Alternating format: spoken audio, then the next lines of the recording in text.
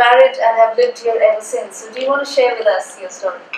From my earliest memories, I lived in an imaginary world. So my mother would say to me, Isobel, can you go up? I've left something upstairs in the bedroom, can you go and get it? And so I would walk up the stairs, and then halfway up I became a princess, and I was an orphan, and so and sort of half an hour later I'd been playing this game and my mother would shout, Isobel, where are you? Come down. So all my life I have been a bit of a dreamer, and loved books from a very early age. I was most fortunate that my parents were avid readers. I came from a very ordinary family, but loving parents who loved books and inculcated in myself and my brother a love of books. We went to the library on a weekly basis. Books were very important. And I remember when I was about 7 or 8, getting so involved in a book that I couldn't stop reading it, and I could not see the words on the page because I was in the story and the writer was talking to just me, and I was seeing what that writer imprinted and painted on my mind, and from that I could never go backwards. So I've always thought about it as a magic door, that if you are a reader, someone who reads for pleasure, that door opens and you go through and you will never come out again, because you have then understood the magic that a writer can create. And it is a one-to-one, it's a very intimate relationship we have with books. When we read a book, we are in a very intimate relationship, because what the writer says to us, to me, is going to have a different effect than it would have to you, because you bring your life experience to any book, and the writer brings their life experience, and you're somehow meeting. So, when you go to a book group and you discuss books, you will all have a different opinion, and you will all imagine the characters different. And I'm sure we all have favourite books that we have been to see the film and are so disappointed because the main characters do not look like we would imagine. So anyway, I grew up, loved books, have always loved books, and then made the decision to come to Dubai in 1968. Dubai was a very small, a very different place, but it was a 12-hour flight on BOAC. It stopped 3 places, and then I came down the steps onto the sand, and there was a little warehouse with a corrugated iron roof, which was the supposed where you went through and found your luggage. And it smelt different. I'd never been outside of Europe, and I smelt the air, and it was spicy, and it was warm, and it was sandy, and I thought, gosh, this is lovely. So I went to my future husband's family house, and I was staying in the guest room, and the next morning, I'd arrived at sort of midnight, the next morning I opened the curtains, and it was December, and a little donkey trotted past the window, and I thought, gosh, I'm in heaven. And I can remember going to the Gold Souk and going to the creek, and I was just entranced, because when you have lived in a fairy tale most of your life, actually coming to a fairy tale was perfect for me. I was living in a house where none of the ladies spoke English, so I was in a great place to pick up Arabic very fast, because that was what I was hearing. And I know that hasn't been the experience for many people nowadays, so I was very lucky to be able to, within 6 months I was dreaming in Arabic, because I was hearing so much of it. And I was treated with such kindness by everyone I met, and I just felt this can be home for me. So then I started working at an infant school, and then I had my first child, and stopped working, and was frustrated by the fact that I couldn't find good toys easily, and I couldn't find any children's books. And I brought all my books with me when I came originally, so I've got all my childhood books and all my other books, and as many books as I could find in the house. I packed them, and they came by sea, so that that was for me a very important part of any home. So then it was a case, there were 2 things that were of concern to my husband and me. One was educating our children, giving them the best possible chances, and obviously books were important. So we were involved in co-founding the Al Ittihad private school, which was a bilingual school, so that children who went to it could have the best policy of education, but be and this was in 1974. So in that time, it was probably a revolutionary thought, because there were at that stage there was the English-speaking school. I think there was the American school, and there was one Indian school, and there were government schools. So there wasn't the wealth of schools or colleges or anything. There was no secondary schools for English-speaking children. Everyone had to go away to boarding school at 11. And in fact, I can remember meeting someone who'd been here before the English-speaking school had started, who'd been sent to boarding school at 6. I looked at my baby and I thought, no way, you're not going to boarding school. So you're often driven by necessity, your own necessity, your family necessity. So the school came out of that. May I just intervene here, because you said the land was donated by His Royal Highness. Yes. So my husband went to Sheikh Rashid and said, we have this idea. So he donated the piece of land in Hamria, and he gave and he paid for the architect, and he gave 12 million dirhams, which was a lot of money then, to build the school. There was a board of trustees. So again, it was set up as a not-for-profit in that time. So there was a board of trustees, and people donated money. From banks, from private individuals, so it was a sort of a different idea. And then realised that there was nowhere that sold educational toys, and so we'd finished the school. I then had 2 children, and so I thought, well, maybe it'd be a good idea to open an educational toy shop. Now, I had no experience of business at all. I'd been a teacher, and that was it. But I had lots of books on my shelves, and I obviously knew about toys. So I phoned up the British Embassy, the commercial section, and said, can you send me, please, a list of all the toy suppliers, and I gave them the names. They provided all those addresses. I looked in all the books I had, and I found the address of all the main publishing companies, and I wrote to them and said, I'm setting up a business. I want to import your toys. Please send your catalogues. I chose all the things. Then I thought, well, how am I going to get it to Dubai? I mean, now you had some interesting experiences with regard to the books that you brought from England.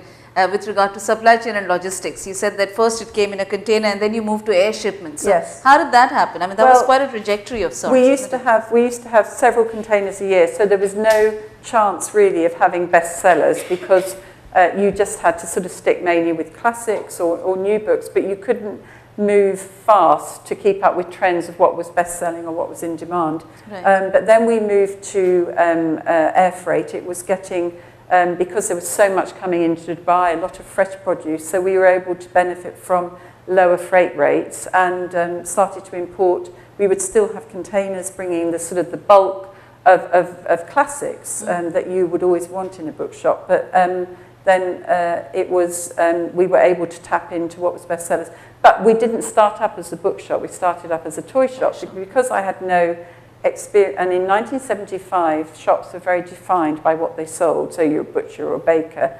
A toy shop or a bookshop, you didn't mix the things, although now it's very common, but then it wasn't. And so I didn't really know this. So what I thought was that in a good toy shop, you must have children's books. I didn't think that wouldn't be the case. And so that's what I did. But then parents would come in and say, well, have you got mother and baby books? And then they wanted cookbooks, and then they wanted fiction. And I thought, this is ridiculous. We'll just open a bookshop. And I was actually very happy.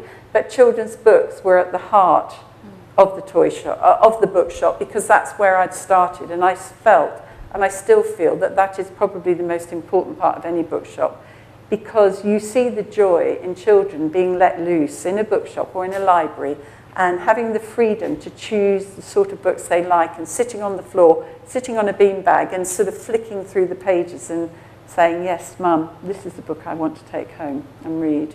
So, so there is a remarkable story. Yesterday, I had a student who was working in Emirates NBD now. She comes and says, you know what, I really wanted to meet Isobel. Because it is Isobel who made me start loving books when I was a small child living in Jumeirah. That was where your store was. You used to be there, and you would make sure that you guide each young child who comes in to the books that they might like to enjoy reading. So she was a very small child at that time. Her father was the Consul General here. and she came in, and Isobel apparently took out a book, and I don't remember the name, I think she would definitely be meeting you, and said that perhaps you might want to try this, and then you know, so that individual attention that was given to the young child, and that really created an impact.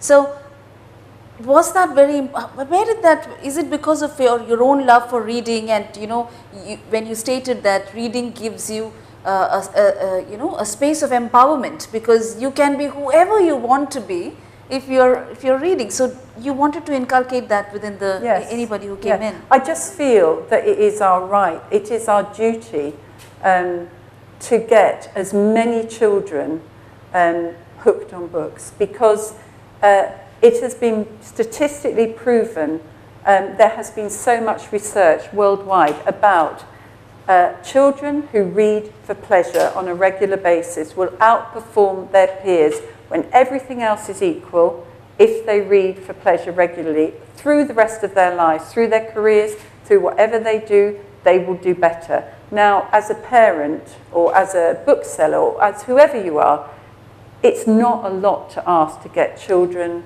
reading for pleasure. And from babies onwards, you know, there is nothing more satisfying for me than to see a little child on its mother's knee, on its father's knee, on aunties, sisters, whatever, enjoying a book together. It's warm, it's imaginative, and it's sharing something that's very special with a child. And any child who's given the right experience will love a book. You've got to find the right book. It is actually, there is no set book that will suit all children. And that's what I used to find fascinating in the bookshop, was trying to find the right book for each child. And you know, even with I've now got 3 grandsons, and again, they've got very different tastes, and it's fascinating to see which books they will hook onto and want you to read time and time again, because something in that book is talking to them. Yeah. So this little store then expanded into something really big. It went on to become Magrudy's. So how did that happen? How did this growth happen? Because there were many stores, then you had many stores, and then... What I found was, I can't even remember exactly how, but in my sort of, I think I used to get, it was a trade magazine called The Bookseller, and in there I saw an advert for software which ran bookshops, and I was then quite interested because, and that was in the 80s, really when I suppose people were starting to think more about software that would assist in businesses. So when we went back to England, I made an appointment to go along and get a demonstration of how it would work. And it was absolutely fantastic because you paid a fee to get Nielsen's book bank. So Nielsen AC Nielsen is a company that captures all the ISBNs. So at any one time, there would be 3 million books in English in print. And this data, they capture it. You know, publishers pay, obviously, a fee to them. But for a bookseller, it is a goldmine, because you can then find immediately a book, if it's in print, who the publisher is, what kind of format, is it a hardback, a softback, what the cost is, and whether it's available with a wholesaler. So with this, we were able to offer a customer ordering service for any book in print. So I found that it was quite difficult over the years. We started to sell Arabic books, and whilst there was a good number of Arabic books for adults, children's books tended to be not very good quality. The illustrations were not so good. They were printed on cheap paper. And it just, when you put them in the bookshop and then you compared them with books that were in English, it seemed that we were actually shortchanging children who were reading in Arabic. So in my ignorance, I thought, well, I'm a bookseller. I could be a publisher. Why not? So I set up a children's publishing company, to publish books for children who were from or lived in the region. So it was in English and in Arabic, and we published them as separate editions, but in both languages. And then I quickly discovered that actually publishing is incredibly technical, and I'm not technical. So that was a challenge. But I did have all the sort of experience of being a bookseller and knowing the kind of books that would sell, because you develop a taste for what's going to be a bestseller, what books look good, and what your customers want. And of course, we've got the software database. We knew we were able to track bestsellers that would be different to bestsellers in other regions. So that, again, was interesting.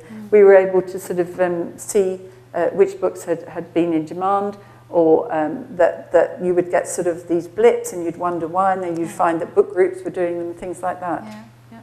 So, with 2016 pronounced as the year of reading by the country's leaders, now Emirates Airline Festival of Literature is in its 8th edition. Yeah, it's going into its 9th now. Yes, yeah. and you so it was just a chance conversation. I was in my office. A bookseller was passing through Dubai on his way to India, stopped and had coffee, and the companion who was travelling with him said, "Oh, does Dubai have a literary festival?" And I said no, and he was the nephew of Christina Foyles, of Foyles Bookshops in London, and we got talking, and we just said, "Oh, wouldn't it be nice if there was a festival here?"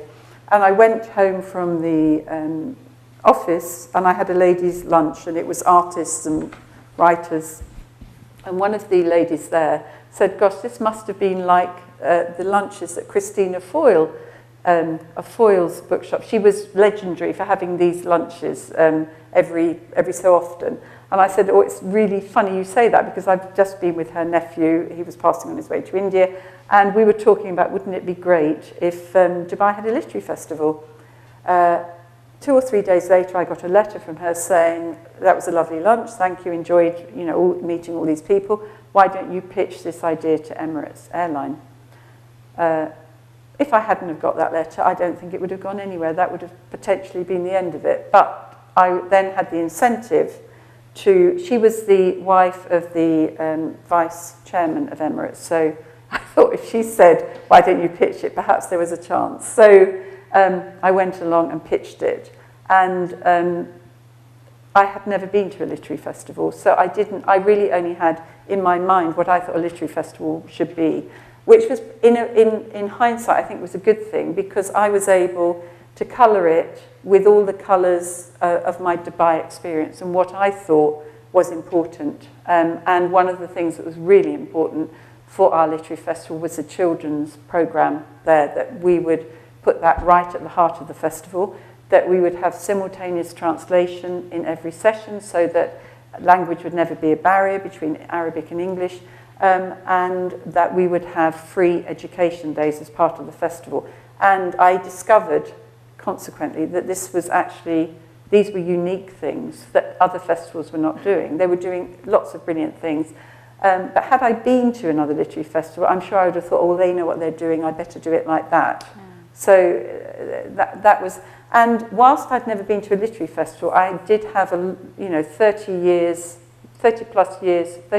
35 years by then, experience of being a bookseller, having all the contacts to the publishers, and obviously the publishers have the contacts to the writers.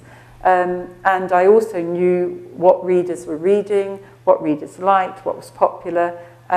So I had all of that experience. Without that, I couldn't have done it, for sure. So, a remarkable story, yes? Now tell us something about you as a person. I mean, when you share this story, it's seamless. It's almost as if this is so easy. This is what I was born to do. I think I was thinking about this. I did at A-level, I did English literature, obviously, but I also did history, and I studied Queen Elizabeth, and I was just so in love with Queen Elizabeth I, and her amazing ability to be a life changer, to be a country changer, to be so inspirational, a woman in that time. And you sort of, you I suppose, somehow or other, you think, well, I never felt that I was a female, or, that I was in any way less capable than a male. I always have felt that men and women are different. There's no problem with that, but we're all human beings. And that it never occurred to me that because I was female, I couldn't do anything. That thought had never entered my head. It did occur to me things like, well, I couldn't win a race because I'm a hopeless runner, or I'm never going to be able to play tennis particularly well because I knew I couldn't. But it wasn't because I was female, it was just that I was rubbish at those things. But if you choose to get involved in something that you are passionate about, generally with passion comes experience, that you have invested time in that. And I had invested a lot of time in reading because I loved it, and it was, you know, it was something that gave me so much pleasure, and I had a good feel for it. I was able to really get to the heart of books often, and I would pick up things that I know when we had discussions in college and things like that, other people didn't. So it was, you know, it was obviously I did have I just think, you know, literature, books and I clicked, and I was aware of that. I also had an innate belief in my own abilities to do things, and it was often misplaced. I have had lots of failures in life, but when something goes wrong, all you've got to do is actually ask yourself, why did it go wrong?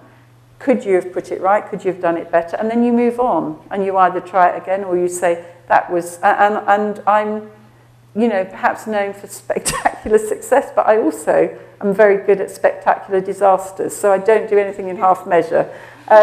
And don't be frightened of failure. You know, I took my driving test 3 times, and in fact, I had the same instructor. The first time, I think I had a tick. I was just 17. I'd had 6 driving lessons. How ridiculous was that? And every single box except one was ticked that I'd done something wrong. Second time, I only got 3 ticks, and then I had the same examiner the 3rd time round, and I think he was so impressed at my progress that even if I got something wrong, he was going to pass me. So, you know, failure is something we should not be frightened of, and we should look at, you know, if you fail, just get up, learn from that and move on and say, right, I'm sure I can do it better. But I also think as women, we have to move on from saying, poor us, we're female, we don't get a chance. That's not true. That's right. So Isobel's leadership quote, which captures all of that, if I may just share it so that it kind of gets, you know. So Isobel says, each one of us can be a leader. First and most importantly, it's a belief in our ability to achieve what we set out to do. Second, determination to succeed and the staying power to overcome failure. Thirdly, accept that failure is a necessary part of that journey and offers essential learning opportunities. Lastly, choose to champion something you're passionate about. It'll never be a job, it'll always be a joy. So that's, well, applaudable, isn't it? Now, you've said your motto, in fact, you often, in our conversations, you've often, you know, shared with us that failure is a definite part of success. But a lot of time, we are not able to take risks because of our high fear of failure. Now, how do you think you developed this capability to not have that fear at all? Did it have anything to do with the messages that you got in your own childhood, or in the way you were growing up, your own attitude towards life and the way you experimented or explored every opportunity as a... How did that develop? It does not develop in a day or two. So if you were to unpack as to... you do not have any fear of failure from what you're saying. So how did you reach? No, because if you believe you're doing the right thing, and if you fail, it means you've not got it quite right, but actually you still believe where you're going, and you still believe it can be achieved. I mean, if I was going to climb Everest, which I'm not, I might not make it on the first time, but I would come back and think, you know, I didn't have enough, I didn't do enough training at base camp or whatever, and then you would try again. And I think if you speak to anyone who has been an entrepreneur, that they will have had lots of failures. And one example, At Magrudy's we used to sell all sorts of things, and the thing that I hated but was essential was haberdashery. I have no love of haberdashery, but we were asked for it. People would come in and say they expected Magrudy's in the early days to stock anything they couldn't find. So we had to do, you know, knitting wool, needles, etc., which I hated. But I had to do it. You don't always in your job get to do what you love, but you know, I had most of it that I loved. And so I was ordering aero zips from a company. It was in the days of telex, and I'd sent out a telex with the order. And then I got a long distance phone call the next week from Aerozips saying, thank you so much for your order. We will be putting our factory on full production for your order next week, the order for Dubai. And I was thinking, you know, I've ordered about maybe 7 dozen zips. What in the world is this? And obviously I had got something completely wrong in the multiples, and thank God he phoned up. Even with that, even though I sort of cut down, we had those zips for a long, long time. So you know, it is easy to make mistakes too. But that made me very, very careful about checking, double checking, because I'd made the mistake and it could have been very expensive. Yeah. So you are a change maker. You have continuously challenged status quo. For you, I was hearing the language in your own sense-making process. It was always, when you landed here, for example, in a completely alien country, first time traveling out of UK, and you found it fascinating that you found the fragrance around you fascinating. You found the donkey outside your window fascinating. So your entire approach to life seems to be very driven, of course, by a certain awe and wonder, which you seem to have retained over a period of time, which is really fascinating because it comes through in everything that you're saying that, wow, that was a great opportunity. So it's a very solution-centered kind of an approach that you have towards life. And that in itself, do you think that is what has kind of propelled you to take risks? Because for you, a risk is essentially an opportunity. It's not a challenge. Yeah, I am a risk taker. I would say. I quite like the thrill of taking a risk. There is something... I'm not a gambler, thank God, but there is, because I know I would lose money, so I won't do it. But there is something quite exciting about taking a risk. But one thing I've always found is I have to trust my gut instinct. Yeah, as females, we definitely have a gut instinct. It is something that we should never discount, because the times when I've thought I should do something, and then someone would say, you know, with all reason and logic, well, you shouldn't do it because of this and this and this, and I would listen, and lo and behold, I would make the wrong decision. And gut instinct is based on your experience, your knowledge, all of those things. It's not just an airy-fairy thing. And as, you know, with each experience you have, you gain that. So now I am an absolute believer in trusting my gut instinct, because it's not based on nothing, it is based on your life experience. Things I haven't said is that I believe I'm a team player, and I think that is hugely important, that you can be part of a team. And you know, I have always had and been blessed by working with marvellous teams, and that is a joy as well, that you gather people around you who are like-minded, who share the same passion and vision that you do, and that you know, you share that journey with them, because it is always a journey. But that is a very important part of the journey. It's a very important part that you don't try and achieve things on your own, because you will never succeed without team, you know, a great team with you. So what would you say are your key strengths as a leader? Sense of humour, I think, is very important. That I think I love team meetings where we have lots of laughter, because when we laugh, we're happy and life seems livable. So even when you're in your darkest hour, it's very important to be able to find something funny. The other thing is I try and inject people with if they don't have it, but most of them do, but inject them with the passion that I feel about things, help them to understand why it's so important, that we, all of us, have the ability to make the world a better place. Even if it's only getting one child to like books, that is really important because their lives may be better because of that. So it doesn't matter whether you aim to change 1 million people's lives or you aim to change one person's life, at least try and do that. You know, we're all here. I love life. I think, you know, every day is a new day with new excitement. You meet new people, there's new challenges, and take opportunities.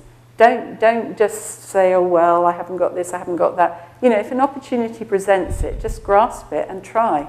You've got nothing to lose except, you know, that opportunity. So one is, of course, from you know what you're saying, there is a lot of agency involved in what you've been doing. You know, it's driven by your own self-awareness as to what you are good at and what you're passionate about.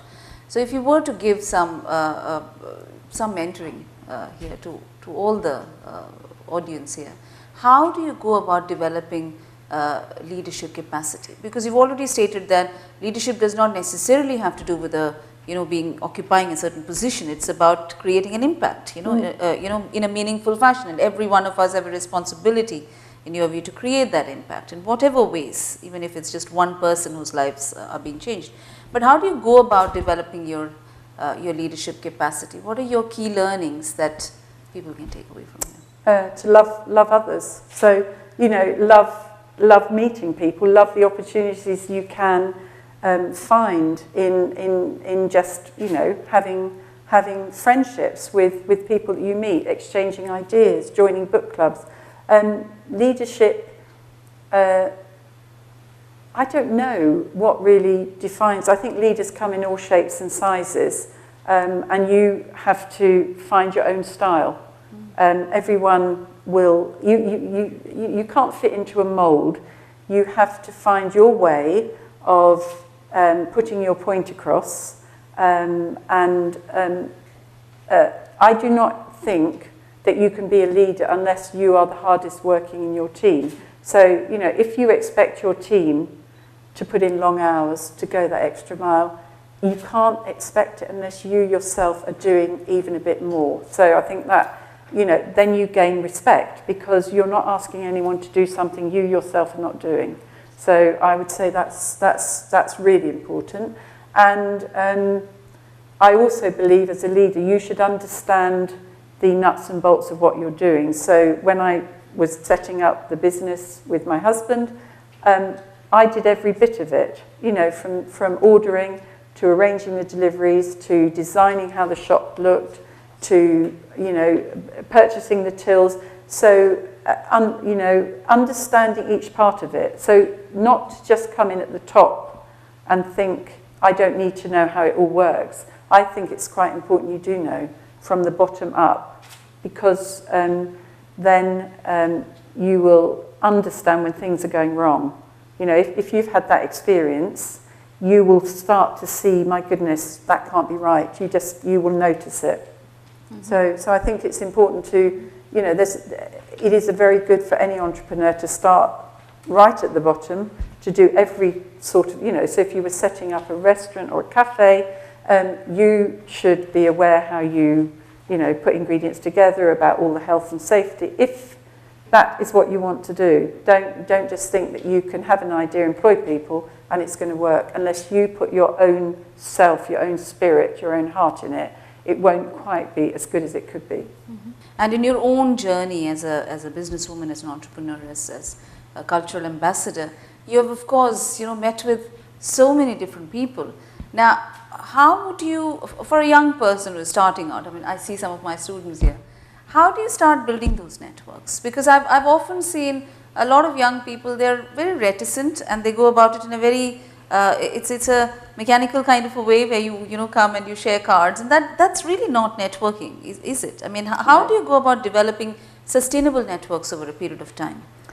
That's a difficult one. Networks are hugely important.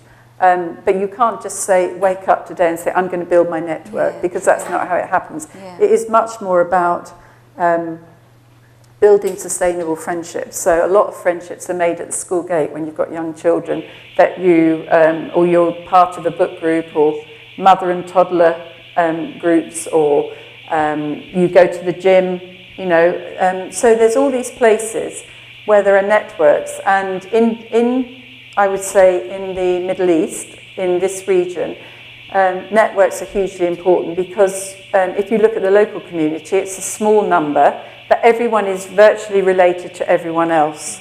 And for me, being part of that community has been hugely important as well, because no matter where I go, I meet a family member. You know, that's how it is. And I've been here a very long time, so they obviously all know me, and that's a family network, a wider family network, and then friends, children's friends, you know, the generations of children that I've known now in different positions. And if you are a people person, you will do that naturally. You don't build networks, it just happens naturally. And it's always important to value people throughout your life, not because, oh, they're in a position, because you might meet them when they're a little child, and then... That's right. Yes. Yeah, yeah. So the authentic relationships that you need to Yes. build.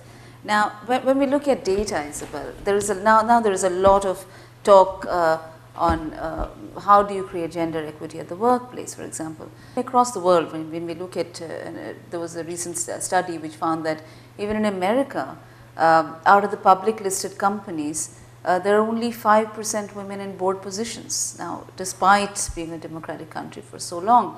And across the world, except for Nordic countries where there is some equity, rest of the world, the majority of even the developed parts of the world, the equity is far from being reached. And according to the Human Development Report, it will take more than 100 years to close the gender gap. Now, what do you think limits women from reaching the positions where, you know, the critical mass at the top? What more needs to be done in order for us to create a critical mass at the top? Ourselves. How do you do that? Well, I think it's ourselves that we limit ourselves. That if we don't have, that somehow we grow up, whether it's society, whether it's our parents, whether it's just what, you know, messages that we pick up, that actually that's not for women. And so I think it is self-limiting.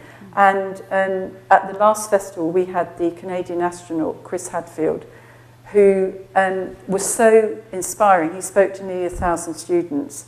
And what he said was that when he was 9 years old, he woke up that morning and something was impossible. By that evening, he had seen on television a man land on the moon. So what was impossible in the morning was possible that evening. And he decided at 9 years old he was going to be an astronaut.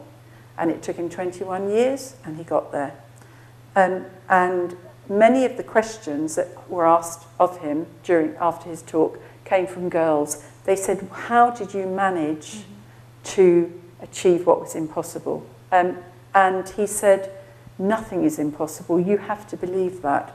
And that was his message, that many females think that they can't achieve something. They limit themselves. And I was having a conversation with someone who's going to speak to a group about empowering, it was a group of students empowering women. And I said, one fact you can give them, 100% true, that 0% of men can bear children. So there we go. That's the truth. That is the truth. And I feel very sorry for men that they will never have that experience that we can have if we choose to have it. So I've always thought, I'm sorry, that we were superior. And that's wrong. And it's wrong to feel we're superior. We're not. We are just different. There are men and women, we're human beings. And it's never crossed my mind that as a female, that I would have any less chance than a man. And because it's never crossed my mind, it's never been an issue for me. There are these prescriptions, gender prescriptions, as we are growing up, that you know, it's like buying that pink doll for a girl and buying that blue automobile for the boy. So the gender prescriptions are essentially programming each one of us to get conditioned that, oh, this cannot be done by me. And there is a certain reticence as we are growing up. One thing that, as I was talking to this doctor who's going to do that tomorrow, I said one thing that I'm so glad my parents didn't do is that as a little girl, I wanted to be a boy. So I couldn't bear wearing dresses. And I have got photographs of me. I was a scruffy, I always wanted short hair. And I used to wear these horrible tracksuits and T-shirts. And if someone said to me, Sunny, oh, I was over the moon. And my parents never bothered. They didn't try and make me wear pretty dresses, or they were not bothered at actually how I looked, because they just loved me for who I was. And I think, again, that is something that nowadays, even more so, there is an expectation of women that you have to, you know, from when they're little girls, that they've got to be thin and they've got to dress like this and, you know, plastic surgery and God knows what else. And that is an awful pressure on females, that they have that, they look at these magazines, which are obviously airbrushed and messed about with, that those are not real people. But that is the message that we as a society are giving them all the time.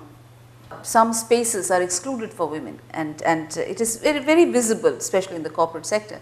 Now, how do you reclaim spaces? If you were to you know, give some of your own insights on how do you influence people who might not see the world the way you would like them to see?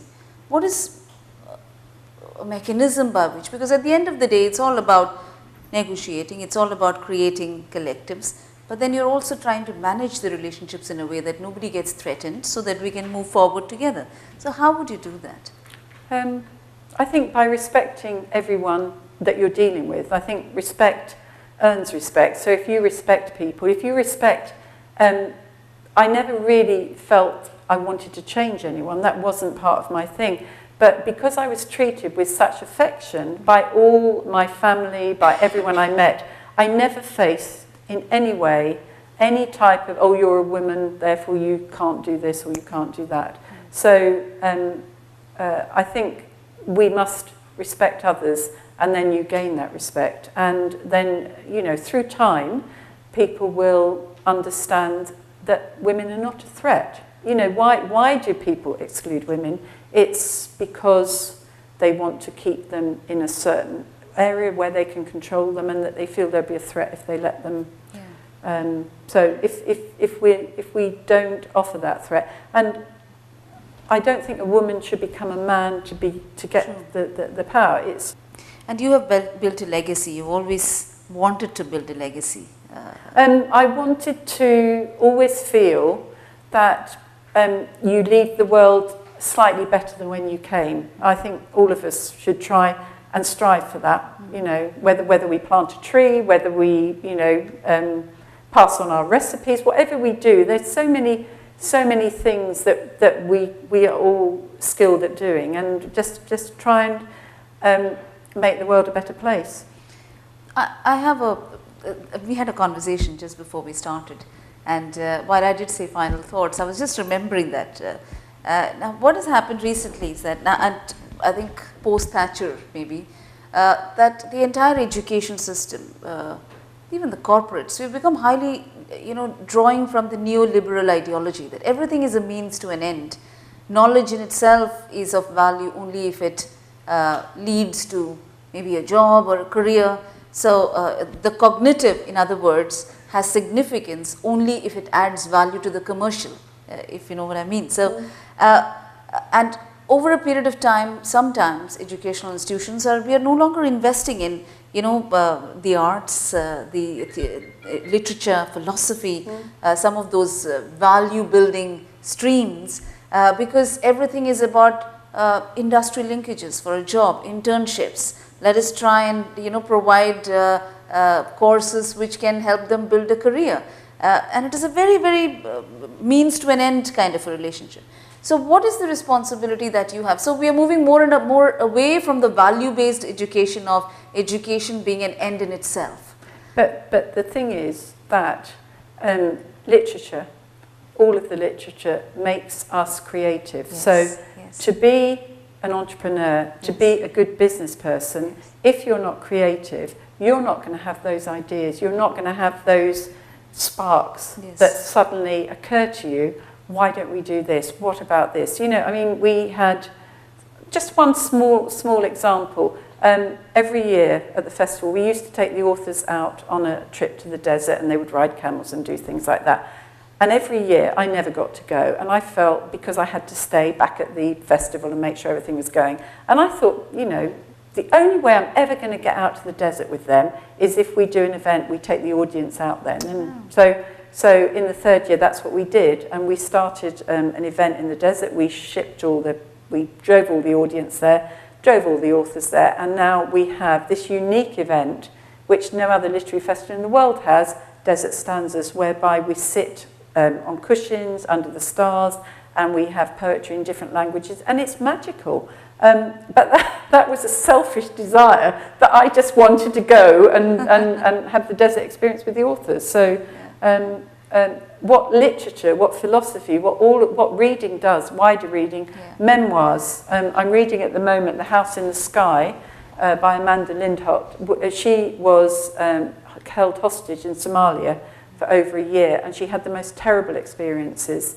And it's a harrowing memoir. But what she means by the house in the sky is where she put herself when things were so bad and so dark. She would imagine herself in this house in the sky, and she would look at all her lovely memories of her travels and her families and things like that. So it was, her mind was out of her body. So her body might have been suffering, but she was in another place. And that is really where books take you. Which is a very empowering, you know. So don't think, you know, to be a rounded person, the more you read, the more you can experience, even secondhand, other people's inspiration, other people's joy and misery and imagination. You know, you can feel that you've been to space. You can understand what it would be like to be in a book that's about science fiction.